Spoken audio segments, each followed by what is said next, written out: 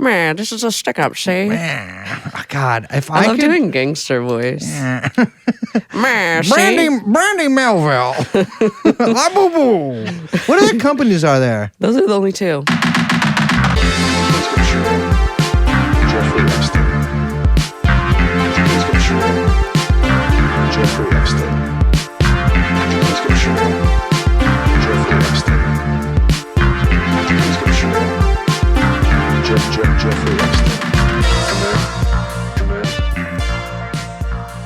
Hello. Greetings, ladies and gentlemen. Greetings. I will be naming every company I know for the next 2.5 hours. And it's fine because we only know two. We're gonna start. Well, no, we're gonna start at the top. We know another one. There's one more. Intel. Moink. Aardvark, Apple, Aardvark. American Apparel. Aardvark's probably a company. You can't just use a probably. It needs to be a real one. How about this? I bet you $100 Aardvark. There's a company called Aardvark. No, that's not how you... No. That's not how you bet? No, that's not how the game is played. I can't argue. God, I don't know what it is, but a woman saying that, I just got to say, well, you're right. Hello, Fine. everyone. Hello. I'm Liz. Brace Belden. I'm producer Young Chomsky. And this is TrueAnon. Hello, Your everyone. favorite company, my favorite company, everyone's favorite company. Which is yours. What? It is my favorite company is yours. No, I was reading the documents. Come on, that's a nice thing to say. I don't have ownership of the company. Excuse It's me? 100% in Liz's name. She enjoys your company. Oh, okay, Jesus I see. Christ. Oh. But we should talk about that other thing I gotta after walk this. you through the It's sweet talking. Okay. Well, first of all, that we talked about that. That was for legal reasons. Yeah, I know, but you can't keep saying things are for legal reasons because I don't get You paid. actually no wait. Here's a TrueAnon rule. You actually can just say that's for legal reasons. What was that thing I was saying? When someone asks you a question that you don't want to answer, you just say, "Don't worry about it. It's for." And you know what? It's actually for legal reasons. Why good can't I one- leave the apartment? It's for legal reasons. Or also, I have there's an NDA. Like if your girl's like, "Where were you last night?" Like you didn't come home until 4, and you reek of Sauvage perfume, Okay. and you're like, I'd love Look. to tell you, and I love you, but I signed an NDA, and I think that paint between the Sauvage and the NDA, that's painting a real clear picture for me about what happened. Ladies, what happens? You go to a guy's house, you just like you met him on Araya. Although there's a new on the walk here, I noticed there's wheat pasted a new horrible looking dating app. I should have taken a picture and sent it to you guys. That looks like it's out. Muzz? No, not Muzz. And I'm banned from Muzz. That's a crazy name. Yeah, I'm banned. I used to see those on the subway a lot. Yeah, oh God, those were that was. What's the new one? And the new one is, I can't remember, but it was very like, it had like a collar and like a cigarettes and like lips and stuff. It Was it like a Sephora? it was like kind of like in the style that like of that cartoony Gen Z kind of shit, you know what I'm saying? But it was like, it read queer for me, but it didn't say it on there. And so I'm like, it might just be like Little the wink, wink. branding or something. I don't know. But I think anyways, that's kind of the new thing. It's like you want to be like, we're cool, but you can't say it because being woke isn't cool anymore. exactly. Yeah. But imagine you meet a guy off of whatever app we're talking about that I briefly saw today on the wheat paste, and you go to a guy's house and you haven't made love quite yet, but you go in there to primp to the bathroom, take a little pre-love making dump. And you open, of course, to look perhaps if he has some Xanax. And you see nothing in his medicine cabinet save a gallon of Sauvage. Well, I think you would have noticed it before you got there if he's rocking a gallon of Sauvage. But perhaps, obviously, the tough thing about wearing Sauvage is that the musk... What do you know about Sauvage? Probably everything that you do, dude. Are you going to smelling it? I don't know how it smells, but the thing is, nobody does. Nobody knows how it smells. Nobody knows how it smells because the kind of guys who wear Sauvage like myself, their natural sexual musk I see. is so overpowering Sure. that the sauvage actually becomes notes of one's own odor. I see. Odor. What do you know about sauvage? I mean, I can't remember, but Johnny Depp. It would come. I'm sure that it would like if I smelled it, I would be like, oh, that's sauvage. It's like to me, it's like there's a lot of things that like you see ads for, but are really only sold in duty-free places. Yeah, you know that's what I'm true. saying? Who's buying? If you're, by the way, about duty-free. What cologne are you wearing? I can't remember the name, but Okay. I have it. Do you have a rotation or just one? I have. It's called Ganymede. I'm serious. What? What is that? I don't know. It's the cologne I wear. It's called Ganymede. Okay. I wear it every day. Really? Yeah, just a spritz. Interesting. You know? On the neck? No. Just leave it at that. I'll just leave it at that. But it's wherever needs it the most. wherever the hot spots are, I put it down there. But if you, who's buying the candy at those fucking places? You know what I mean? Duty free? At the duty free. What about the cans of popcorn? You bring the cans of popcorn on the airplane? But I'm like, you're buying. But it's the, yes. Here's yeah. here's my gallon of cheddar popcorn I've that I never didn't have to seen- pay tax on. I'm like, it's like, how much candy? I will think that people are consuming candy at rates that I don't understand because I don't buy candy very often. The very often is a great qualifier. I'm not gonna say I don't buy candy Why? ever. I don't buy candy. You don't know. buy. You just ate a piece of It's candy. from Sweetwater. My different. candy came free from the hairdresser. It was in my purse. You have not bought candy. I'm including chocolate.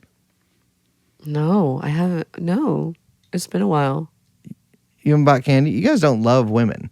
That's not true. What do you I mean? haven't bought candy for me in many years. I'll say that. My girlfriend's buying even less candy. Yeah, well, you have to buy because you're like, take that out of here. I bet you buy candy from women. You know, that's what you gotta do. I think that's what predators say.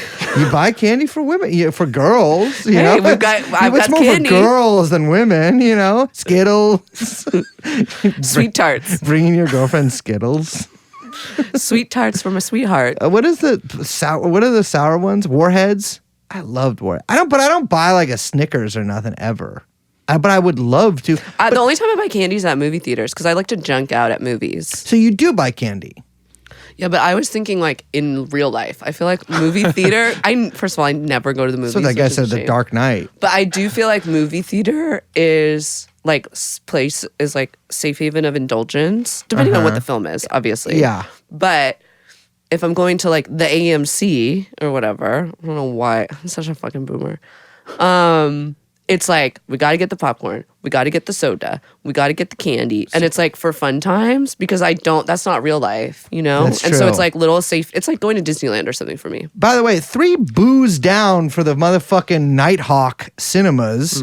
When I went there, obviously, you know, the show Style Guide, TrueAnon Style Guide, we do not think food should be served in movie theaters by a waiter. Yeah, no. We just think that's a fundamentally different experience, dinner and a movie, combining the two. Also, why would you do that? The date is dinner and a movie. Yes. You got to Don't- prolong don't it. combine if you it. go on the date You're to totally the hurting movie, your game. guess what? You just cut out all the talking parts. Yes, which is what, by the way, Gen Z wants. Yeah, true. But at the Nighthawk, at the Alamo, which I don't go to after they went on strike, and I don't know how that resolved itself, but I'm just assuming they're still It's on okay it. to go there now. But Yeah, they'll give you like a sloppy cheeseburger during the movie. well, no, but they duck down. Yeah. They duck down. You know what I mean? And you feel bad when they're ducking, but they duck down.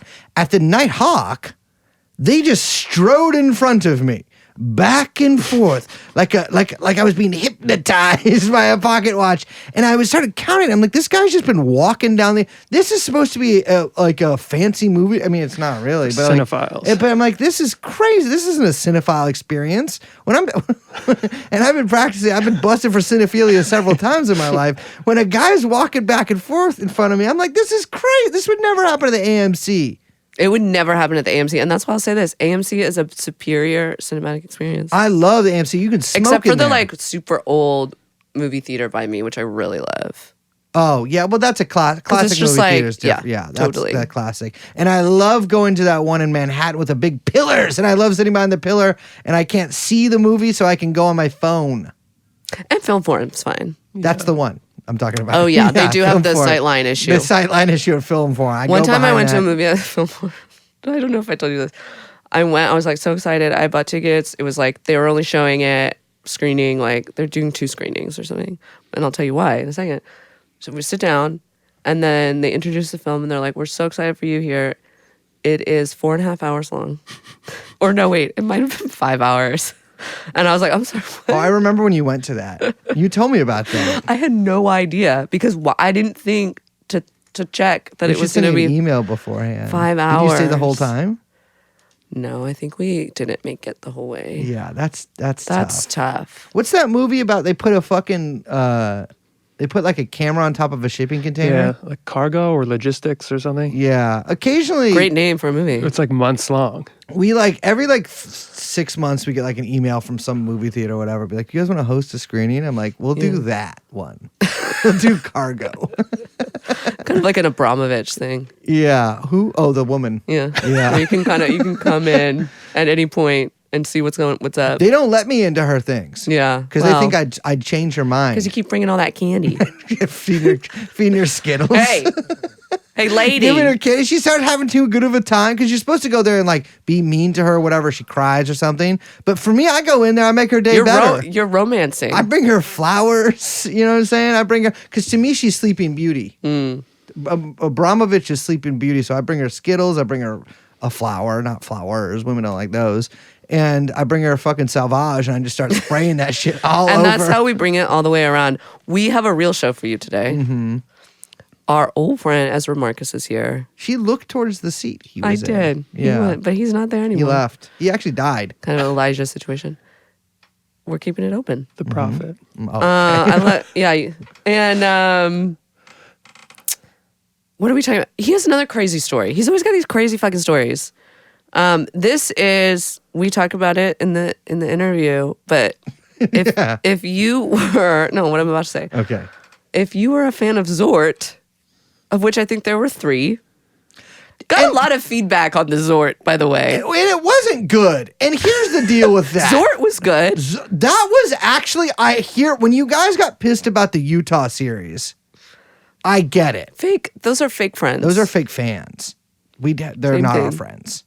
We're ending this parasocial shit now. We know who you are. It's not parasocial. It's 2-way. We can see your names and IP addresses, and when you leave negative comments, we know. And if your life gets worse at any point in the future, could be now, could be 50 years from now, dog dies mysteriously, parents go missing on a plane in Malaysia, that was us.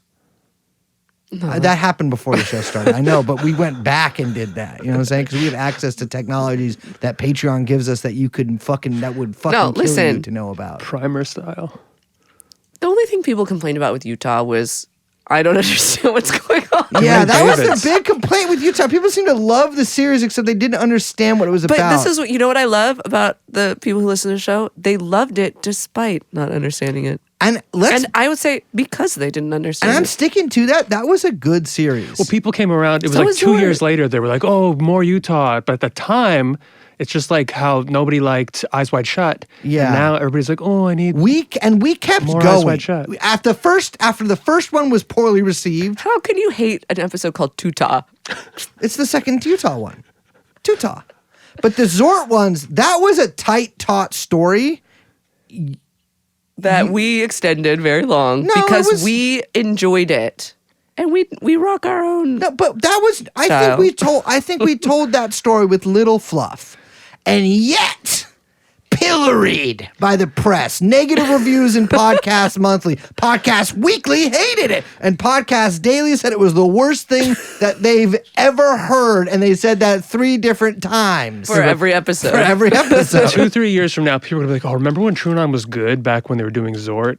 I wish they could." Yeah, be now that they good only again." now they only cover because what do you guys want to hear? Nothing. You know what I mean? You'd rather hear the sound of me going, Stop, please stop. Oh my God, stop. It's not funny. ow. Yes. Bryce, stop punching yourself. That's what the fucking abusive people say. That's This is what what they I'm said gonna to me in say. middle school. Zort was good, and I stand by it. I think it's a good idea, and I stand by. I stand by every word, except for any ones that would get us in trouble legally. I think it was good. It was fun. So, okay, Here's little the bit thing. back. It doesn't fucking matter what people think because I enjoyed it, you enjoyed it, and that's all that matters. That's true. I enjoyed but it. while Zort was, and you will be pleasured to know that while Zort was happening, I was like, I was You sending should this shit start to, saying stuff like that. I do. I just said something like that. This is so. You know what? This is so male of you. I don't know what I meant by that. Me but when neither. Zor was happening, I was like, Ezra, you have the resources of a magazine. You got to cover this. And I was so close to getting him to do it. And then this story happened. And it took the wind out of the sails. And now, I mean, we would have still done it, but this story. And this story, I feel like, is a good story. It's actually a horrible story. It's terrible. It's a horrible terrible things story. happen. But it's a fun one to talk about. So without further ado, here's Ezra Marcus.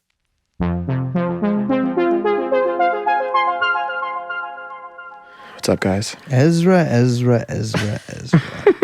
So nice to have you back. What happened this time? Someone fucking shoved Bitcoin up their ass and died, or fucking had sex with a Doge dog or something? What's going on? I can't believe you're saying Doge now. Well, yeah, I know. You know what? I'm fucking mea culpa on that. Mea culpa. I've had to. So house style around here is we call it doggy because there's a picture of a dog, Yeah.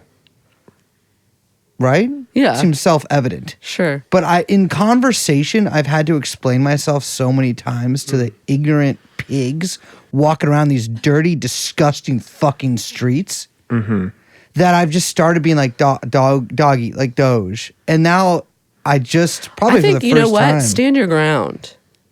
Yeah, you're I'm right. serious. Stand your ground and you say it's doggy, and if people are like, I don't know what you're talking about, that's your fucking problem. It's doggy. You know, Context the thing with clues, the picture bitch. of a dog. Learn how to on it. read the conversation. So you fucked the dog. Welcome back to the show. Thanks for having me. It's actually always hateful to have you because we always have to talk about some disgusting subject with you. This and isn't disgusting. Yes, it is. We covered this a little bit. This story, A little bit. when it first dropped, but not in full. You have a new piece out in New York Magazine, The Cryptomaniacs and the Torture Townhouse, how two men charged with an outrageous kidnapping scheme introduced a new kind of crime to the city, by Ezra Marcus and Jen. Viechner. Thank you. This piece is crazy. There's so many details. We were just talking before we started recording that one, this is such an Ezra Marcus piece. Two, this is such a TrueAnon piece. Three, there's so much in here that feels like, I think I said a little drool box, but it's like a little like tiny contained universe of everything that is going on in New York City or has been going on in New York City for the past, like, I don't know, since COVID, basically, it feels like. Like, everything makes an appearance in here, including a fucking Biden family member. Like, there's just so many good details, and I can't wait to go through it. But what's fun is we were talking, and we did cover this, and this story, this, like, insane story that we're going to lay out, is what got us into Zort. Yeah. There's a lot of similarities to it. I was trying to get Ezra to do a story on Zort. And then this happened. And it's Zort like, is an acquired taste. Well, I will say. Zort is like this is New York Zort. That's this LA. is New York Zort.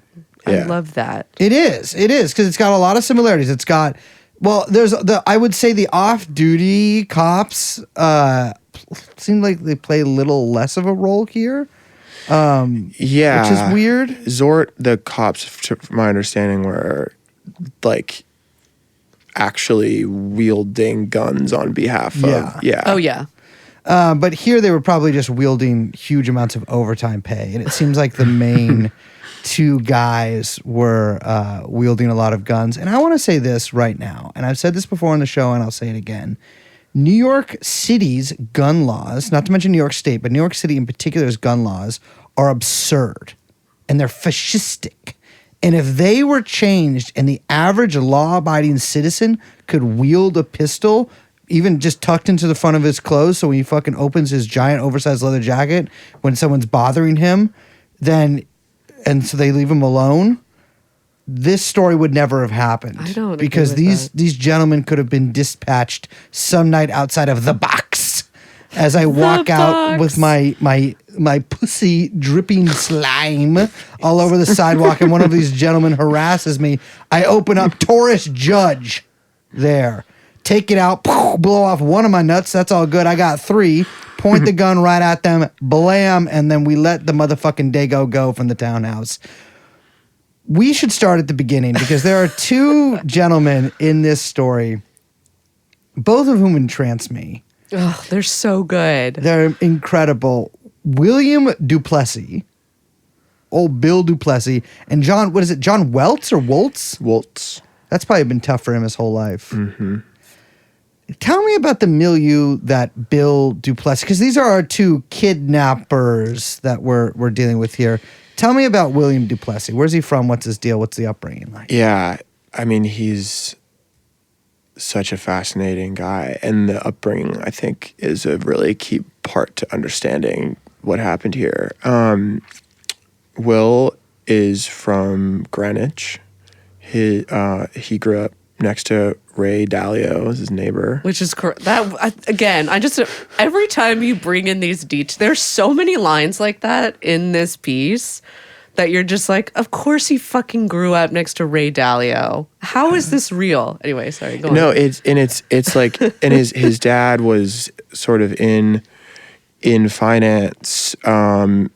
He worked at a bank. He I like to think of his dad, James Duplessis, as the sort of like this generational figure representing the transition from the kind of Gordon Gekko Wall Street to our, current paradigm. And his dad, like, it seems like they were wealthy, but not like Ray Dalio wealthy. Mm-hmm. Sure. And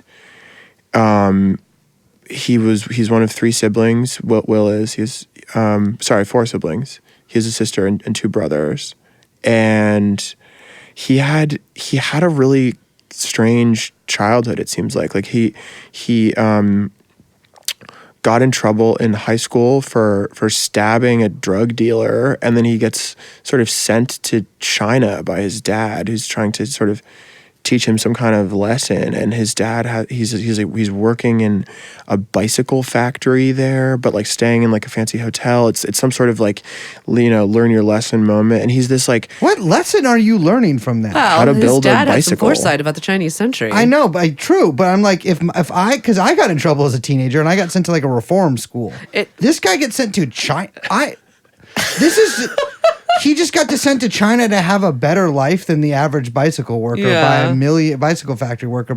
He should have sent him to Xinjiang. Yeah, True. kind of like a little countryside moment. Yeah. But yeah, he's like you can see there's some. He says he stabbed somebody. Yeah, I mean, there's a lot of bravado. He's always sort of like aligning himself with like talking about how he was in the Bloods or this or that. It's like a real kind of like prep school gangster archetype. Yeah. With some reality to it, it seems like. But I also think a lot of it is sort of like overblown, like guy trying to act tough. I mean, he goes to Bard, which is kind of absurd. He's this like massive guy. I kind of associate him. He's like 6'5", like he's just built. He's this like hulking kind of specimen, and I just think of him as this like, he was like the kind of Tucker Max subculture of that era. I think really got to him. I don't want to say he specifically was like tapped in with that, but I just mean like that moment where he's like always talking about like, somebody was telling me he'd wake him up as a freshman and be like, "We got to drive to Kingston. I want to go fuck some bitches at like 4 a.m. Hell yeah, Kingston bitches. that kind of thing. Jamaica. He's always good one. He's always doing drugs. He's like a tank, and he just does like this huge amount of drugs, keeps going. Yeah. Really, really macho, always trying to be this like, outrageous like alpha figure, which is absurd at Bard, I think. But some people found him a mixture of really off-putting and really kind of funny and could be a good hang and engaging. He didn't last long there. No one lasts long there. No. He was really he was drawn on campus to sort of hang out with the like, the kids there who were from real sort of blue chip families, like real old money stuff, and he was always sort of like trying to, I think, appear like he was one of them, and to a certain extent he kind of is, even though he's kind of not. But he became friends with Peter Brandt Jr., whose dad, Peter Brandt's like a industrialist billionaire. Who's big in the art world. He's a collector of Warhols.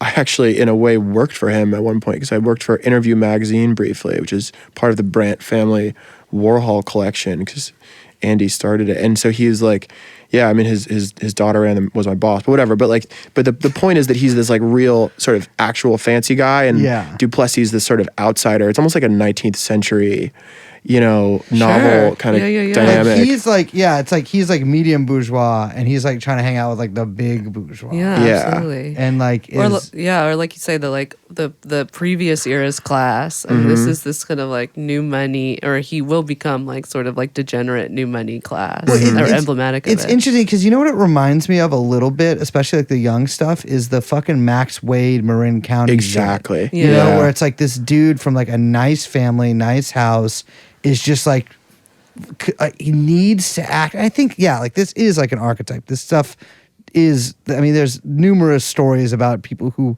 kind of get enraptured by this lifestyle, who come from really rich families, who just become criminals because they like maybe have this complex about like never actually having to struggle or do anything. And so they have to like, not just become like pretend to be poor, but like actually like be like a gangster. Right. But you don't need, you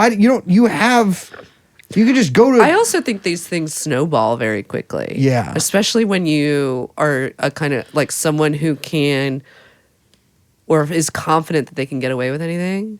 That like suddenly it's sort of like, well, maybe it just starts with me like talking a bunch of shit and me being a big DJ at Webster Hall. Love that detail. William the Conqueror. That was his DJ name, William the Conqueror. Incredible. So fucking terrible. And then suddenly quickly it's like, oh, now I'm kind of like moving some drugs, or now I'm like kind of fucking around. You know what I mean? And it's like easy to see how it, you kind of like level up only because at each previous level, you would never, like, you're never going to get really in trouble. Yeah, because you always have like startup capital if you want to become a drug dealer. Just ask dad for whatever $10,000. Yeah. Or you have built-in clients. Yeah, you have built-in clients, all your boys, because they can afford drugs and they can probably afford a lot of them. And if things get too hot, like what happened with him, I don't know what happened at Bard, but like dad takes you and puts you in Tulane. Yeah. I mean, I think at Bard, he really wanted to impress people. I mean, I have a line in the story about how he was at some bar in town and somebody was like getting in his face and he just took his cigarette and put it out on his tongue to just like, to the extent that people in the bar could smell burning flesh because he just wanted to show how hard he was, basically. I think he has that like, that mode of just like, I'm going to be the craziest motherfucker in the room. Scary guy in San Francisco, I might have said this on the show before, I won't say his name, but scary, much hated guy in San Francisco once poured a candle wax into his eye at the makeout room. You know what? I know who you're talking about because I was just talking about this. Yeah. With someone. And it's the same kind of thing there, you know what I mean? It's like, I guess there's no point in fighting you, You're I guess you're crazy. You win, I don't know, or you lose, I can't tell. It seems like you got hurt, but you're okay with that, so I'll leave it at that. Yeah, and I mean, I think like, I think that it sounds like a lot of this was probably, I don't want to speculate too much, but like a family thing where his dad seems to have been this really like, swaggering alpha character himself. And then you end up with his son sort of trying to fill that role. I mean, I talked to somebody. I think there's a real class thing. Like there was somebody I talked to was friends with Will in college, and at some point, like Will's parents came up to maybe he had thought they were there maybe to have some kind of like intervention for Will because he was apparently struggling with drugs in some way, and this kid that I was talking to was like, yeah, I'd like kind of dressed like a hippie college kid or whatever, and the mom wouldn't even like look at him until it became clear that he was friends with her son, and then it was like, oh, okay, yeah, right, like you know what I mean? They just like had this really strict notion of the sort of preppy Greenwich associations they wanted for him, and I think he was sort of boxed in that way and trying to like, you know, be the like he would say stuff, he would make sort of jokes like Will would like, you know, we go to what is it, St. Barth's, like that's the place to be because like when there's like, you know, the class war, like there's not going to be any poor people there or something like that, you know. Respect. I think but it's like, did he actually have, like, it's unclear if he was really properly of the class of people that would be at St. Bart's. You know, I mean, but I don't know, but they definitely had money from Greenwich, but I still think there was sort of inside-outside thing going on there. Yeah, for sure. One thing he did get into early, though, was crypto, which gave him some real startup capital. Definitely. Which, again, I think that speaks to, like, who we're talking about, because, like, that's not something that, like, you know, Peter Brandt Jr. is not getting into crypto.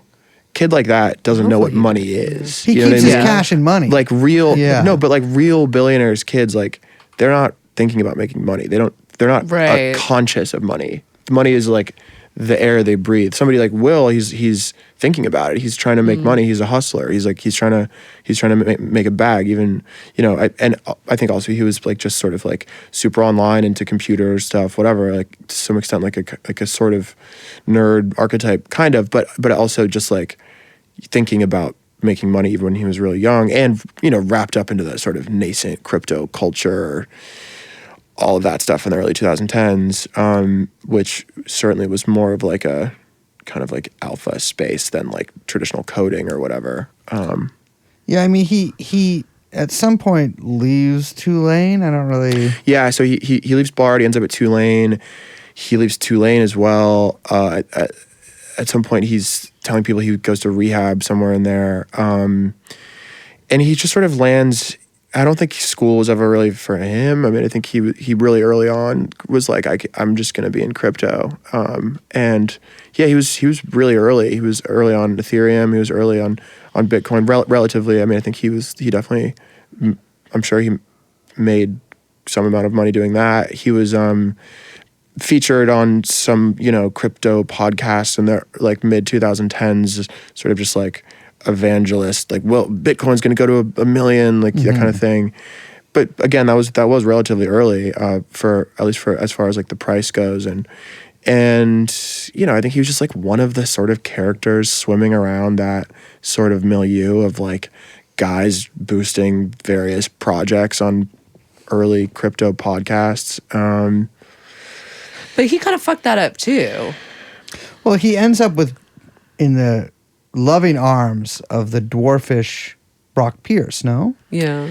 Yeah, he has some sort of like business relationship with one of Brock's companies. I'm not quite sure like how close, if he and Brock were ever working together directly or anything like that. But yeah, I mean, he's certainly like, I mean, again, at that time, it's such a small industry. Right. Yeah. There's just not that many people or companies you could work for. And speaking of Brock Pierce, you know, now it's like you really got to seek out one of his pool parties in order to have sex with very young Republican male interns in D.C.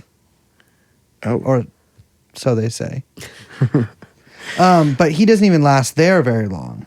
No, I mean, I think he's like, his sort of next big, he works at a few different sort of temporary, he's like a fund, he works at another company, this, that, but eventually he ends up starting a fund with his dad, Pangea, which is a sort of reunited finally, father and son. And Pangea itself must be reunited someday, of which course. is the Maybe ultimate. perhaps that was the symbolism there. I mean, I didn't really, even think it's about like that. I Wow. think one of the primary questions of this piece and of this show is how do we end racism? And I think by just switching up the way that the continents are kind of going kind of back to the source code, really, I think we can really Are you going to redivide them in like a new way, or just keep it as one big mass? one big mass, right? yes, but I think we need to like do. I think that the thing that looms large for me is the European question. Like, does that become the center of Earth? No, I just think that if you want to end racism, you can't just. We got to like flip Europe around somehow. Large scale population transfers. You're just going to put China next to whatever one of the white country. They're going to Dominate? Yeah. Well, they're going to do that anyway. Fair enough. True. Okay, sorry, Australia. You never had a chance. Oh, Australia they were just about, it's going to be Australia. No, I mean, that'll be amazing. It's be great. I think we should design our own Pangea. Yeah. We should, well, that's, believe Imagine me, what I we have. could do. I have, and my Think plan. about the crazy like combos we could come I've up thought with. of like 5 or 6 new races this month. No, it's not about races. I'm talking about just like country placement. Yeah. Like let's mix them up. Yeah. Let's make Mexico cold. You know That what would I'm be saying? crazy. Yeah. Anyways. This reminds me of like a theory my friends and I have been trying out. This is a real tangent, no, but like it's fine. like there's obviously exceptions to this, but let me see if I can get this straight. For every country there's like an inverse power relationship between the quality of a country's music and food. Like Mexico, a great example. Like the food is amazing, the music kind of ass. Yeah. You know what I'm talking about? That's a very grand statement to make about Mexico. I mean, no, I have to, and I know everybody knows that a lot of people Britain, even. I amazing love music, Mexicans. horrible food. I love which ones? I think that UK. actually the yeah. horrible food meme about the British is incorrect. Also, It's not great. I think you can get great. I mean, first of all, there is great food in Britain, but There's good Indian food, yes, of course. but that's Indian food. But it's British Indian food. But How's their music? I mean, they Indian have music? a very robust It's good. I don't know. I actually and have no idea. I have historic literally no idea. culture. Okay. Don't question me on this because I don't know. Music culture. Answers. Yeah. I will say to me, a lot of music out of Mexico, and we're talking about traditional Mexican music. Are we? I'm talking about all music. Well, I'm talking about the music that all the Mexican guys I knew throughout my life listened to, which is oompa music. Like what? Oompa music. Exactly. What the fuck is Oompa music? You know what I'm saying? You know what I'm. How do you not know? Like a polka? It is polka. Yeah, it's polka. It is polka because it's German. Yeah. So is it German or Mexican? It's Mexican See, music. this is what German Pangea music. can help solve. Yeah. Wait, Germany has neither good music nor food. That's true. This theory is horrible. That's true. Wait, Or Jamaica is the Jamaica has exception that both. proves the rule. It's the exception that proves the rule. Hungary, I don't actually know what they have going on either. France department. has good music, but also I don't really like French food. That's crazy. I love it. Yeah, that's too blanket because Germany there's so has much good different music. French. Germany does not have good music. That is a crazy thing to say. What are you Yes. talking about? Are Germany, you, like, are you out of Kraftwerk? your mind? Yes, Kraftwerk, but like Can. Beethoven. Oh, now I'm talking. Okay, No, but you like don't talk about now. You have to historically, take all famously. the like historically. Okay, Beethoven and Kraftwerk. No, there's That's plenty pretty- of that's- Yeah. in Name Two between. for two two. besides Beethoven and Kraftwerk. Neu, Sure. Yeah, can. Can. The idea was Japanese, but they were different. in This is Germany. it. First of all, yes, it doesn't hold. It doesn't Your hold. theory does not All right. hold. But Well- I like it because I can explore new avenues there. But I do think that we're onto something here with the Pangea. Yeah. Let's get back Let's to. get back to it. So the Duplessis father and son. Also, I'm sorry, William is like, you must be pretty close to your dad, even though you're the fuck up kid, to be like, Dad, we're going into business together. Well, I think what was happening was that his dad's sort of traditional finance career started going off the rails. He was sort of like, he was divorced. He wasn't making the kind of money he made before, and he saw dollar signs in crypto, and his son was sort of already in that zone. So Lutnick style. yeah, so it made sense for them to kind of link up, and they ended up doing business in, of all places, Switzerland was sort of what their main kind of zone for trying to get crypto projects, finding people to invest in, all this stuff. I mean, it was like, I think there was a sort of thing happening there where they're trying, and maybe are still trying, to make Switzerland sort of like a new whatever, like crypto Silicon Valley kind of deal. And these guys were just like, they were pretty successful initially with some of their they invested in some, you know, it was around the time when there was like a bunch of crazy projects, one out of every four of which would suddenly make you millions and millions of dollars. Yeah, this around was like a 2019. crazy moment in the crypto market. Yeah, and they were just, it was like right place, right time, and they did pretty well. Even though I think in some ways the people also certainly accused the fund of being fraudulent in a number of ways, which are, you know, it's I think also very common in that space at that time that like crypto funds were sort of vehicles for funding money and moving stuff around in all sorts of ways. But Ezra, I know you can't say it because those motherfucking, as you call them, those Jew lawyers at the New York Magazine. I'm just playing. You didn't say that. That's Liz's line. But those lawyers at New York Magazine say that, you know, you don't make stuff. It seems to me it's probably a scam. they like certainly were accused of. Yeah, I mean, look, His were eyes guys are who rolling back were- in his head so he can remember what the counsel said before they printed the article. Yeah, there were. There were some accusations made at some point by some people. Yeah, there were people that invested money with them that they never got back, for sure. Totally. And these guys seem to have taken quite a bit of money out of it. So I do want to just to read from this right here. That winter, cash rich, the Duplessis moved into a ski chalet in St. Moritz. Investors who went to the Duplessis parties were greeted with custom skis, armed guards, and escorts. Quote, those friendly women would then act as honeypots, says an executive who watched the Duplessis solicit investors. Quote, potential investor hooks up with a girl and he thinks he's getting lucky by association. No, that's not what's happening. And a shit ton of money starts like pouring in. And so they're like running a really, I will say, probably more commonplace racket than any of us are aware of. I'm not. I don't want to like make it seem like these guys are like these ultra criminals scamming this, you know, otherwise very up and up industry. Like this is probably Yeah. Actually, this scam is probably better for the guys getting scammed because at least you're like, wow, that beautiful model really seemed to like me, and we actually we Frenched a little bit. Whereas most of these things, it's like a guy hitting you up on Discord being like, bro, we're about to 100x. I need your fucking, I need your Security number. details. Social security right yeah, now. I mean, in a way, it's kind of old school. Yeah. I think you know, again, that's what's sort of interesting about the Duplessis is I think that they're combining these modes that are like very new school, crypto online with this sort of old school 80s like honeypot thing. I mean, that's like straight out of I feel like the Gordon Gekko playbook. Yeah, no, exactly. That's like some shit you'd be like, I actually don't know how money works, but like, I know it never sleeps. And so if you, back in the day, they're like, we need you to invest in something. This lady's going to blow you. That like worked. And now they're doing this now. Absolutely. You know what I'm saying there. But yeah, it's a little bit old meets new, East meets West. But then COVID hit and they fled Switzerland. I feel like it's weird that Switzerland would even care about that. Right? Don't they have mountains? Can't you just put the walls up?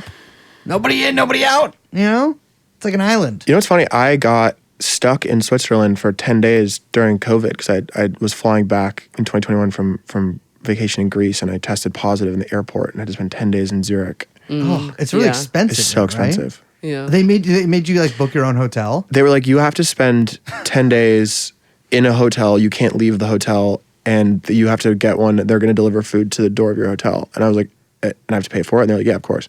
I was like, and you guys are checking on this? They're like, of course not. So I was like, awesome. And booked like a ski chalet somewhere in the countryside and had a sick vacation. Wow. Because I'm going to say, like, it's Switzerland, I've heard, is usurious in its prices. Absolutely. It's crazy. Yeah. And you're not allowed to tell anyone about them. But so they leave Switzerland and come Which back. What upsets a lot of Swiss Yeah. because they seem to leave a lot of former honey potters, high and dry. Yeah, they sort of like, at a certain point, they are no longer in the Pangea fund business, having liquidated the fund, got into a number of like sort of, there's a lot of litigation. People feel like they've been robbed. And Hey, at least the fund is liquid, right? let me get into some of the specifics here. But it's like basically there was like a lot of people that, including some like really major Bitcoin investor figures like Roger Ver, somebody who's really big in crypto, basically put a lot of money in and never got it back. And whether or not those funds, how much they actually were able to take out of it is like, that's sort of unclear.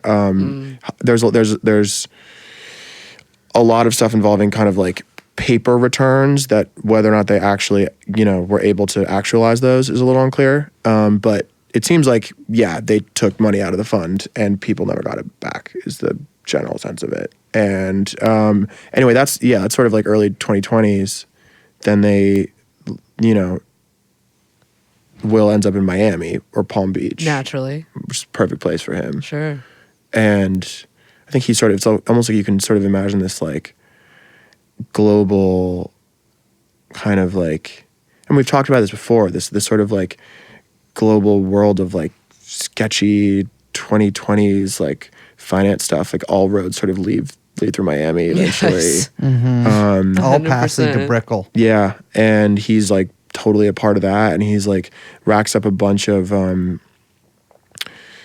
he crashes a bunch of cars. He's rented Lambos. He gets involved in all sorts of like, he's kind of getting like, it was described to me as like he was part of a scene of crypto people who like they're conducting business while partying in a way that the two are like one and the same. Like they're, it's like people are like at a club doing lines and there is sort of deal flow, but it's also sort of like these are just like guys spending, $50K in a night at like 11 or something like that.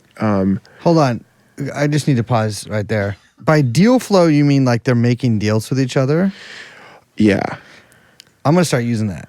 Isn't Deal it? flow? Is that Deal cool? flow. Like, but about any sort of transaction that I have with Okay. anybody. That's I'm going to good. call it. You're interrupting You're my doing deal flow at Sweet Green? yeah. Sorry, guys. Hold on. I'm doing deal flow on eBay right now. I'm buying more Nazi poker chips. But I mean, this is it's kind of there. Of course, is Miami in this story, but like this is kind of all your stories you've done. Well, except for the cult one, but it's like Right. It's like all of these people. Miami is their Israel. You know what I mean? Yes. Like they have to go there and then just start doing more crimes. But like it's. I mean, my God, the amount of deal flow that goes through 11 on like any given 9 a.m. or any given morning at 9 a.m. is probably absurd. All these guys just like blown out of their mind on coke. It's cool because it seems like none of them really, I mean, I don't know about the guys that Duplessis was hanging out with, but like all these people have these like fake companies, which is just they have a bunch of money, but are also criminals and somehow use the money they have to scam other people. And all of it's like not real money. Yes. Because it's all like on paper. Well, this is something that I think that Jen and I, my co-writer and I were really kind of interested in is like the world of crypto up until relatively recently was, completely beset with frauds and scams at every level. Like what happened recently? It's but what I'm saying is that and all of that was like largely kind of self-contained in this ecosystem of guys sort of like, oh, I'm raising money for some token, and then like the guy kind of runs off with it, or it was sort of sketchy, and it's like crypto guys scamming other crypto guys, and it's financial, and everyone just sort of accepted that as the cost of doing business because there's this like larger project that they're all engaged in, which is like we're trying to bring about this sort of like new libertarian biology network state, whatever the fuck, and or this is like WAGMI. Right. And it's like, this is the cost of doing business. Like this is this new technology. The whole point is there's no regulators. It exists outside of the financial system. So, you're going to get scammed maybe, and that's okay because we're all in it together. And like, it sucks if you lose money on something, but like that, again, that's the whole point of it was to sort of exist outside of regulation. And that was basically fine for a lot of people in the space until what has started happening now, which is Yeah. like these guys are getting tortured. And we're getting ahead of ourselves a bit, but in terms of the chronology, but I think that is important, is like the kind of low grade scamminess of crypto writ large was not something that like that everyone was just willing to accept that. Yeah. In a way that I think what's happening now, they're not, because it's like gone outside of the sort of hermetically sealed little world of like guys with like penguin coin ripping off guys with otter coin or whatever.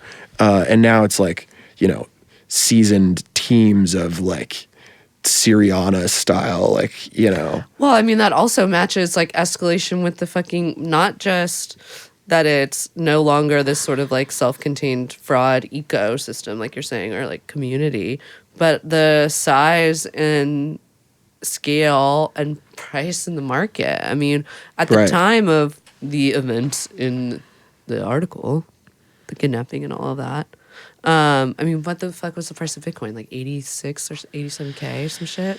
Like, this is after the president of the United States runs a scam that these guys were fucking running in 2021 out of Miami.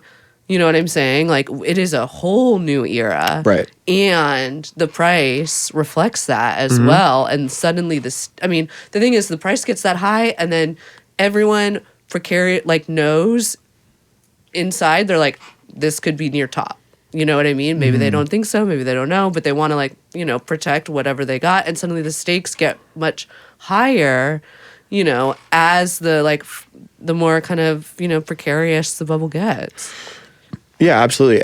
And just the knowledge that has, I think, entered the kind of broader criminal consciousness, throughout whatever underworld is out there, that like there are a lot of people now walking around with millions of dollars on their phone. Yeah. In a way that was, I don't think that It's so crazy. Yeah, and it's like that money is just, if you get it, then you have it. It's not. I mean, this is Which, by the way, is an insane system to all our libertarians out there. It really is the end point of libertarianism, which is like it's like, okay, if you want to roll back the Enlightenment, you end up in the medieval era where you have like sort of like fortresses of princes robbing each other, and there's no sort of central authority to do anything about that. And there's no bank that can reverse a fraudulent transaction. You know what I mean? That's sort of like what crypto promises, is this world outside of regulation, and this is the downside of that. Yeah, I mean that's one of the sort of like, that's I guess the push-pull that you see with crypto, right? Is like the lack of kind of regulation, or just the fact that it's outside of just the actual financial system, although not so much anymore. But it still is in some sense. There's some benefits to that, which is that you can, rob and steal from people and do all these, scams, et cetera, et cetera, et cetera. But then there's some downsides, is that people can rob and steal from you and do scams to you as well. And the whole thing with crypto is, it's like, it's, if it's in your wallet, it's your crypto. Well, and if it's not in your wallet, it's not your crypto. People who might not, be like your friend from the crypto conference or whatever, or like the guy on Twitter with like the, pudgy penguin profile picture, it might actually just be like a hardened thief who has identified a relatively soft target, which is like a guy walking around with millions of dollars on his phone. Like that's... Yeah.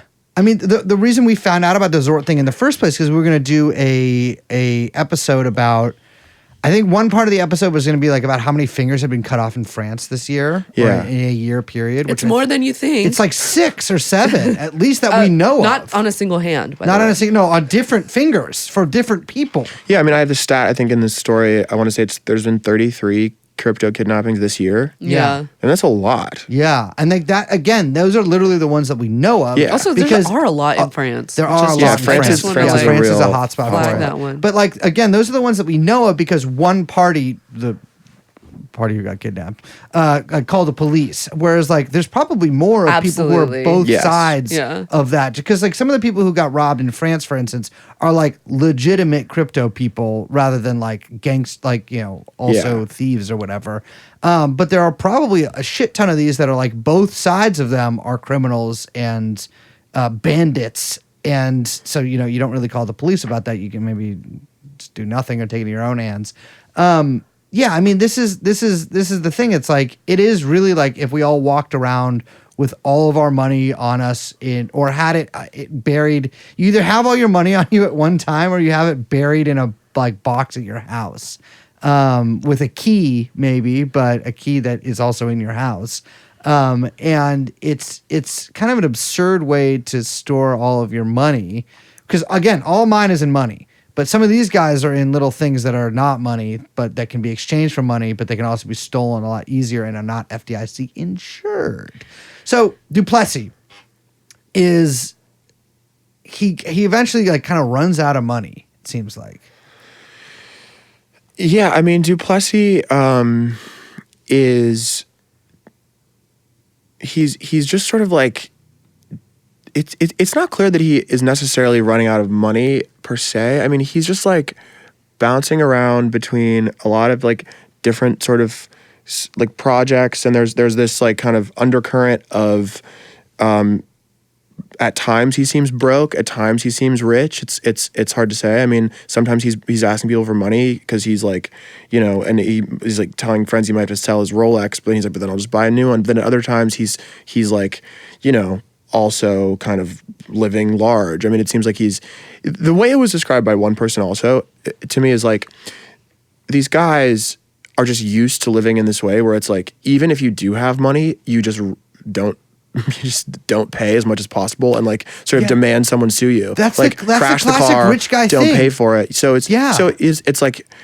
yeah, exactly. I mean the classic Donald Trump mode of doing business, but it's just like you go through life sort of, no matter how much money you do or don't have, you just like rip everyone off and dare them to do anything about it. I mean, that was the thing. That was the similarity between this and the Zort stuff too. Is like they're both sued by landlords, because they just never paid, or like were evicted and just destroyed the house. And it's like, I don't know. Like, I mean, I know people have been evicted. I've been evicted, but like, I've never been evicted with like a $50,000 debt to like $75,000 to like a fucking Malibu, house or whatever. Like, these people are just like, and when I got evicted, it was for cause and it didn't work, but it wasn't for lack of payment. But like these guys just like, again, it is the classic thing. They just don't pay. And they're like, yeah, fuck it. Like, I'll see you in court, and then also not show up to that. Yeah. And just like test the system. And to be fair, they usually win. Like, and by win, I don't mean they win their court case, but they kind of just like outlast the system, like the slow moving churn of the system. And so that by then they just fucking move on to the next thing. Well, it's interesting. I mean, there is this kind of, I don't know, similarities, or at least a spiritual connection between like the more outlaw elements of the lumpen proletariat and the big bourgeois, because both of them are just like kind of like, it doesn't apply to me. You're sort of remove yourself from the social contract on both ends of that. I mean, I think it's like part of it is just like suing people is expensive, and it's just almost always, if you can get someone in a position where they have to sue you, it's just better for them to settle with you, and then you come out ahead given that you don't have to pay your rent or whatever. But yeah, but no one should sue anyone. I think, to me personally, and I think that I would say all of anyone listening to this episode would agree. When does he come into contact with his schizophrenic? Well, I don't want to put words in anyone's mouth here or thoughts in anyone's head, but with his future partner in kidnapping, Waltz. So they seem to have been introduced, in fact, by Michael Carteron, who would later figure in this story as their kidnapping victim, allegedly. But he was somebody who they who had been, I think all these people are all kind of floating around in like this world of like, crypto, wealthy crypto people working on various projects, getting VC funding from this sort of small circle of funds, and all sort of like floating around together. And Carteron knew John Waltz initially, and then had also encountered Duplessis, and then apparently he kind of initially connected them. We don't know too much about how, like, the kind of early phases of like what actually made them become so close. But we do know that by 2024, they were actually physically spending a lot of time together. And during that year, Duplessis had been seems to have been in jail in Switzerland. I mean, prosecutors said that there was essentially a domestic violence case that was not, that was investigated, but he wasn't charged in Switzerland. So he gets out of prison, or gets out of jail there, and he ends up spending time with Waltz, who, it's unclear to me if they had hung out in person before then, but they seem to have been floating around and knew each other. But they're spending time together in Kentucky, where Waltz is from. Waltz is like a really fascinating character in his own right. I mean, he's this sort of like, he's from small town Kentucky. His dad's like a respected local doctor. But he was really, really early on Bitcoin, earlier than Duplessis. Yeah, 2009. Like. Yeah, and was just this like. But he's kind of an evangelist too, a little bit, like kind of He a was believer, really- true believer. Absolutely. He was especially, I think, interested in more of like a kind of, it seems like Duplessis is really coming at it from this like classic flashy VC investment Yeah, angle. for sure. Waltz is much, I mean, I want to say he's much kind of nerdier about it. He's much more interested in it as this, in terms of like the kind of super privacy oriented like security protocols, and I think that's also an archetype among Bitcoin people, is the kind of quote unquote Bitcoin maxi guy who's obsessed with privacy and security and being anonymous. Used sort of pseudonyms mostly. He was involved in a crypto project called Grin that was all about like, I mean, it was just about basically very secure transactions. He was and he and Carteron had been both interested in something that it is called DVPNs, which is basically putting a VPN on the blockchain, more or less. So again, the overall thrust of it is like really interested in privacy and security. What the fuck why are you would you talking need about? To, why would you need to Sorry, put a VPN on the blockchain? What does that mean? What? I'm sorry. No, wait. Doesn't that? But the blockchain there would be a record of everything if We it's don't on know. the blockchain. No, Liz, This is above. I honestly don't understand it super well. scientists don't know what the blockchain is yet. Blockchain is just something But that you I'm sort of saying- invoke. No, it's like if there's a record. Yeah. Maybe I'm even Isn't that misstating the- it by saying it's on the blockchain. It's the gist of it is that it's I kind of do it's miss when people would say that all the time. decentralized Okay. VPN, where it's like, I guess the theory is like a VPN, you're entrusting some sort of entity, Sure. some company I see. Yeah. to And this is like even oversee your more- VPN, and this is like just it's decentralized. It's like it's in the hands of a bunch of people in the same Yeah. way as any kind of crypto project is, to make it I even see. more secure. I don't. DVPN does sound like a weird. It's extraordinary. Doesn't sound like- Dominican Within VPN. crypto, I think this is like extraordinarily niche stuff. Yeah. I will say it's great. I mean, the thing that I love about this sort of portion of the story is that we kind of move into, like you're saying, this other very important subculture or like part of the entire like Bitcoin world, where it's these guys that are, like you say, obsessed with privacy or like working on these projects that are more in line with the kind of like more utopian and political side of the kind of large scale Bitcoin adoption project. But it's also like getting into then local governments, which is like such a big part of the story. Like I was remembering even the Matt Gaetz. Remember we did the Matt Gaetz episode, and like such a His which is like boy. a scammer for the books. I loved that story. But it's like he hired his boy who was like running such a same where they were just like looting local government. Joel Greenberg. Yes, to do like Bitcoin mining contracts or whatever it is, and pitching all of this sort of like, what if we put the state government on the blockchain? And you have a bunch of like dumbass legislators that are like, that sounds important and like work that we need to do. And like that is also such a big part of the Bitcoin story post 2021, 22. And and like Waltz is such a like, you know, such an important part of that story, I feel like.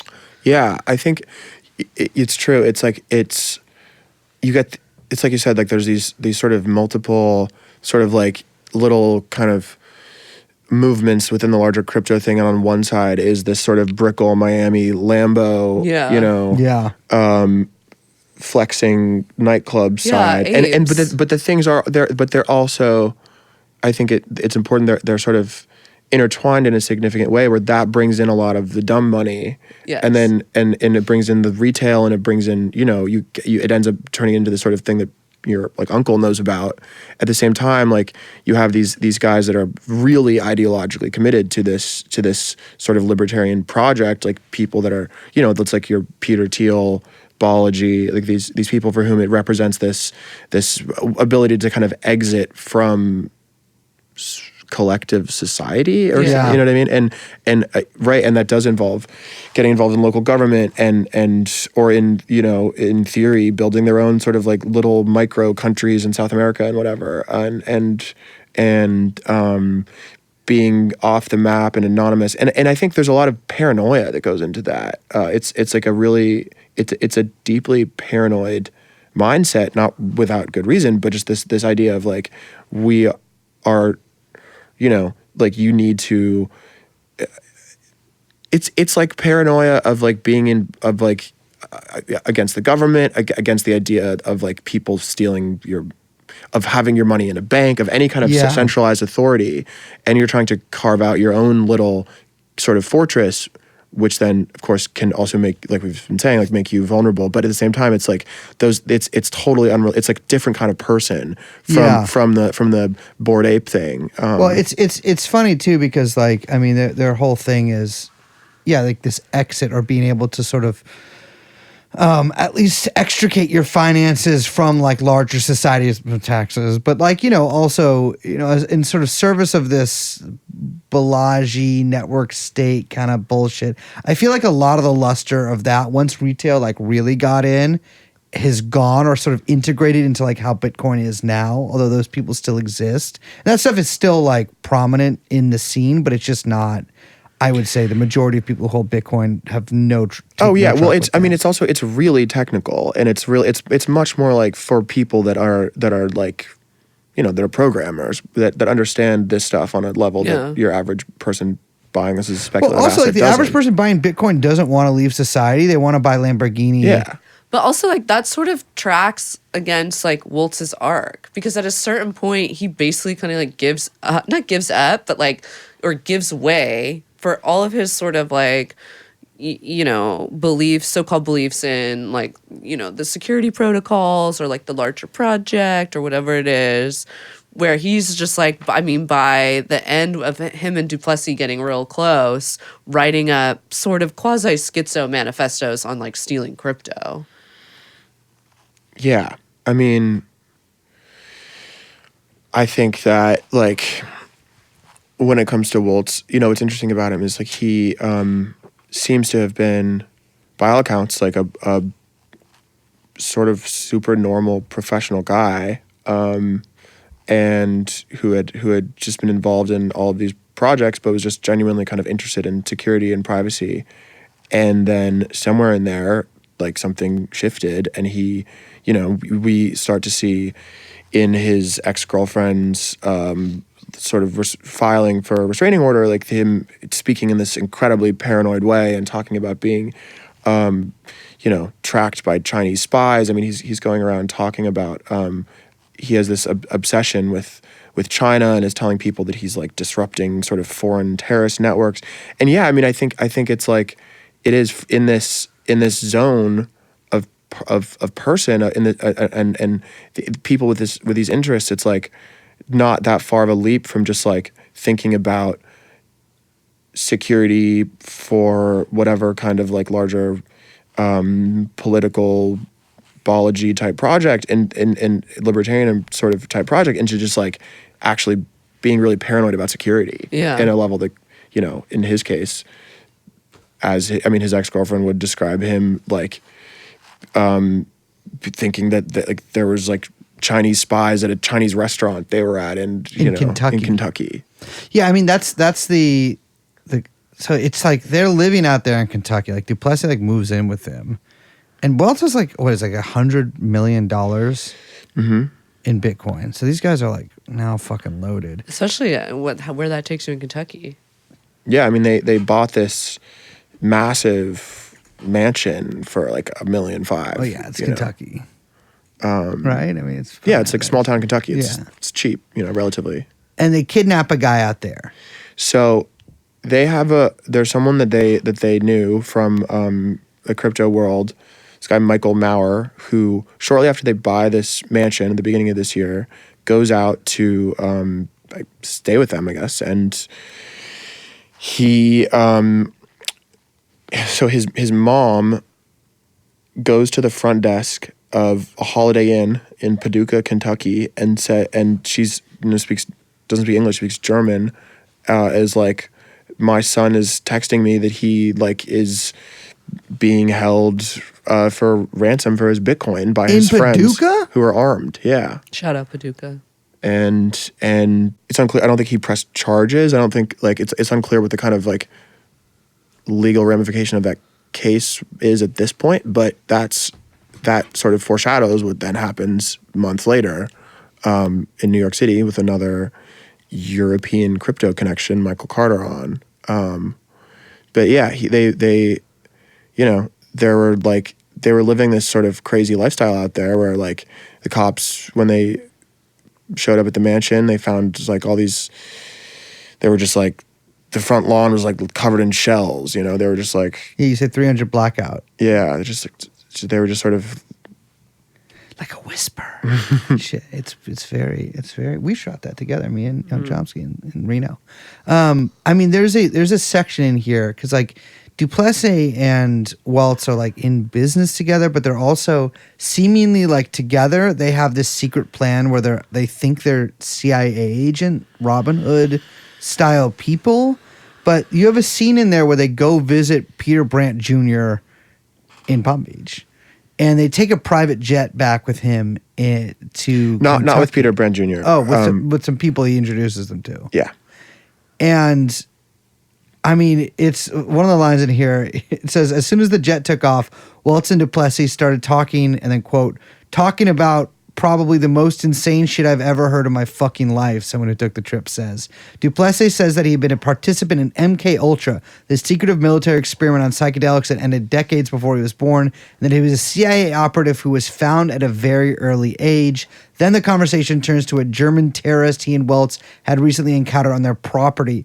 Duplessis said they had to take him out to the farmhouse and kept him there for about 6 weeks. Then they said they took all his crypto to defend the front lines of America and got rid of him. So it's like these guys are like, I mean, I don't think that Duplessis was a secret MK Ultra CIA trained baby. No. But it's like these guys are sort of taking one thing that maybe did happen, which is they seem to have held up a guy they knew at gunpoint and maybe stolen his crypto, at least made his mom go to Paducah.